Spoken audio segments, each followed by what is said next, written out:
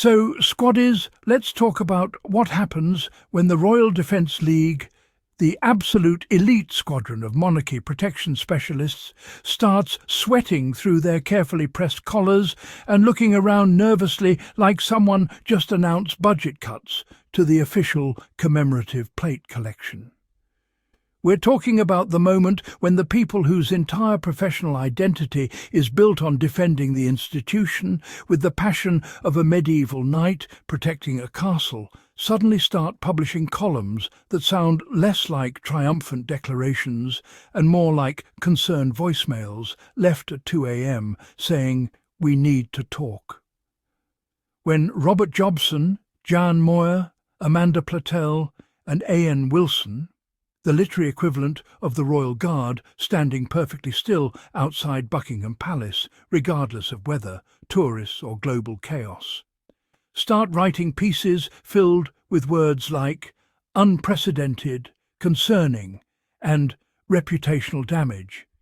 You know the Palace group chat has gone from confident emoji usage to that ominous three-dot typing indicator that never actually turns into a message. These are not casual observers. These are the professionals. The ones who could write a 2,000-word defence of literally anything from a missing tax receipt to a questionable hat choice at Ascot. And suddenly they're out here sounding like they just discovered the Titanic has a small leak, and perhaps someone should mention it to the captain before the orchestra finishes their set. Squaddies, when the Royal Defence League breaks formation and starts asking questions out loud, instead of privately reassuring everyone that everything is absolutely fine. And also, please stop asking. That's not just a crack in the armour. That's the sound of institutional confidence making the same noise as a balloon slowly deflating at a children's party while everyone pretends not to notice. Squaddies, sound the alarm. The Royalist Defence League has entered panic mode. Because here's the thing that's sending me into absolute orbit. The Daily Mail's usual defenders. The ones who normally write like they're being personally paid in commemorative plates and limited edition crown-shaped biscuit tins, are suddenly writing concerned essays instead of glowing praise.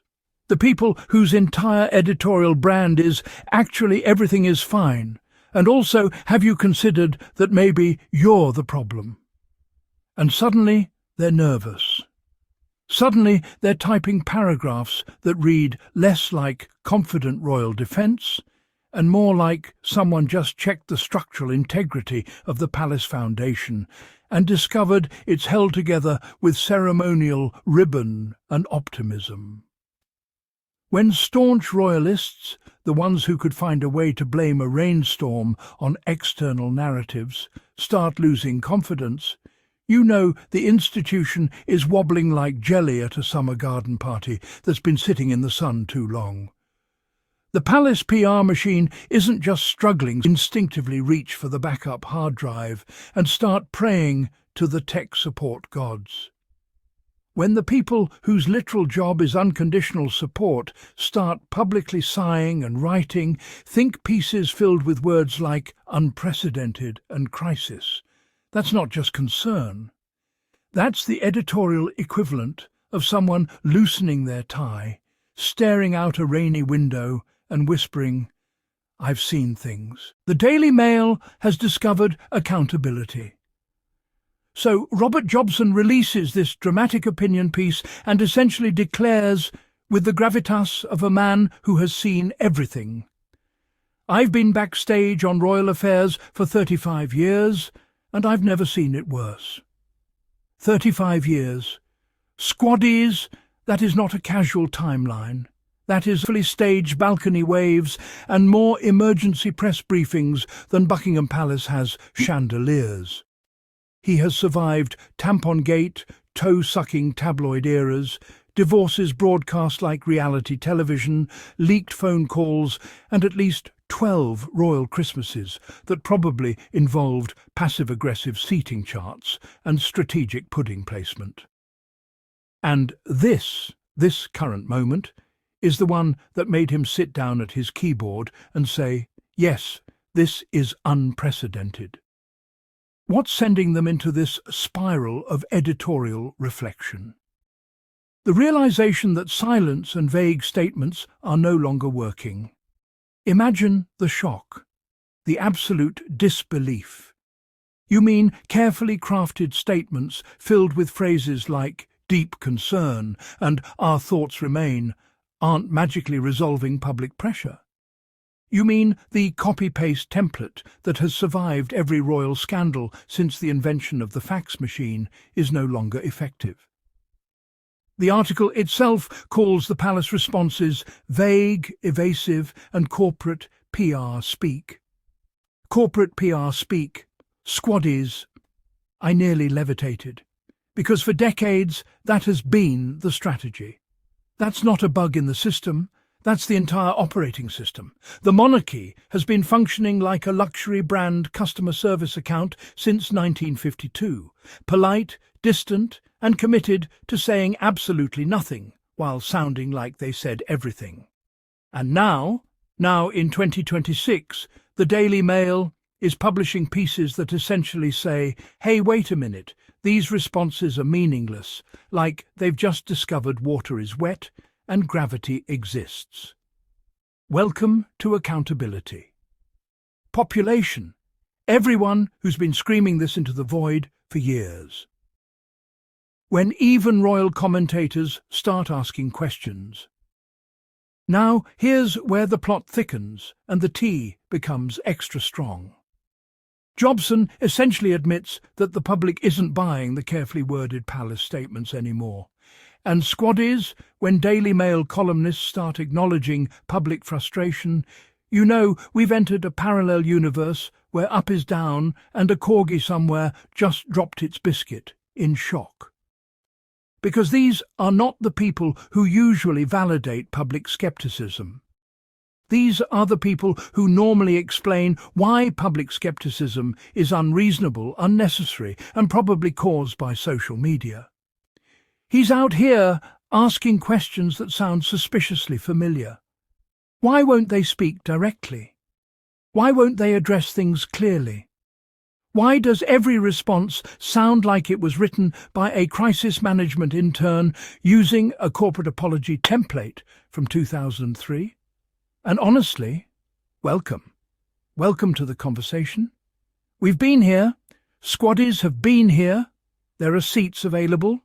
The tea is lukewarm because we've been waiting since approximately 2019 for this exact realization to arrive in certain editorial offices. But what really sent me into orbit is the comparison to the abdication crisis. The abdication. Not recent dramas, not modern controversies, not the events that dominated headlines for years. No, this moment is being framed as potentially the biggest institutional challenge since a king literally stepped down from the throne. Squaddies, I had to pause. I had to sit back. I had to stare at the ceiling and whisper, "Oh, so now we're acknowledging scale." Because when the conversation shifts to historical level crises, when even the royal defenders start invoking Edward VIII, the tone has changed from casual commentary to full cinematic orchestral soundtrack. The same commentators who spent years directing every possible criticism outward are now slowly, cautiously turning their gaze inward. Suddenly the problem isn't external narratives. Suddenly it's not streaming platforms. Suddenly the conversation has entered the palace itself, and they're finally asking why the institution won't just speak clearly like human beings, instead of communicating exclusively through decorative fog machines and diplomatic riddles. The Royalist civil war has begun. Now, this is the chapter where I laughed so hard I nearly needed a royal recovery protocol. Because the same commentators who spent years directing every possible criticism outward, toward California, toward podcasts, toward documentaries, toward absolutely anything with a Montecito zip code, are now slowly, cautiously, almost painfully, turning their gaze inward, like someone finally checking their rearview mirror after 5 years of highway driving. You can almost hear the dramatic soundtrack building in the background like a historical drama reaching its third act twist, complete with ominous strings and maybe a lone piano key for emotional emphasis. The realization is dawning, slowly, like a very reluctant sunrise over Buckingham Palace, that institutional issues cannot always be explained away by blaming external figures, streaming platforms, chicken coops, or the entire state of California as if it's a sentient villain in this royal drama. And for commentators who built entire careers, lucrative book deals, and possibly summer homes on that exact strategy of strategic deflection, this is a narrative earthquake measuring approximately 7.5 on the editorial Richter scale. A.N. Wilson is out here suddenly discovering long-term reputational consequences like they're a new species of rare bird.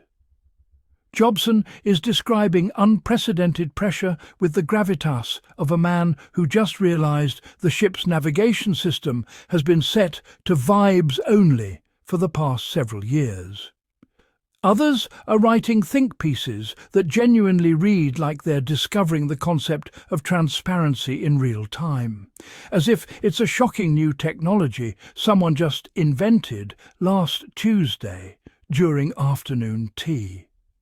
And the funniest part, the genuinely cosmically hilarious part that made me pause the podcast recording to collect myself, is the palpable shock. The absolute disbelief radiating from these articles that the public wants clarity and accountability, as if citizens in 2026 just collectively woke up one random morning and said, "You know what's trendy this year? Wanting institutions to actually explain themselves." The corporate statement era is over. The article keeps returning to one central theme. The era of vague, carefully sanitized statements is no longer effective. Those familiar lines, "We are deeply concerned." Our thoughts remain. We continue to monitor, are starting to sound less like meaningful communication and more like automated responses from a customer service chatbot that has been trained exclusively on diplomatic phrases. It's giving airline apology energy. "We regret the inconvenience. Your luggage is important to us. We are currently investigating why your suitcase has been in Bermuda since 1997. And even commentators who once praised this approach are now essentially saying, someone needs to speak. Directly, clearly, out loud, not through a spokesperson standing behind a decorative plant. Not through a carefully edited written statement released at precisely 4:37 p.m. on a Friday. Actually speak. Actually address the situation. Actually sound like human beings, rather than an institution communicating via encrypted corporate memo. Squaddies, when long-time media allies start calling for direct leadership and clear messaging instead of press office poetry, you know the strategy meeting at Buckingham Palace must be intense. I'm imagining a conference room, 12 advisors, 17 cups of tea, one giant PowerPoint presentation titled in bold, Slide 1. Remain calm. Slide 2. Consider speaking. Slide 3. Collective silence. When royalists start sounding like critics. So, squaddies, let's talk about the moment when reality hits so hard that even the most dedicated defenders have to pause their regularly scheduled programming of Everything is Fine and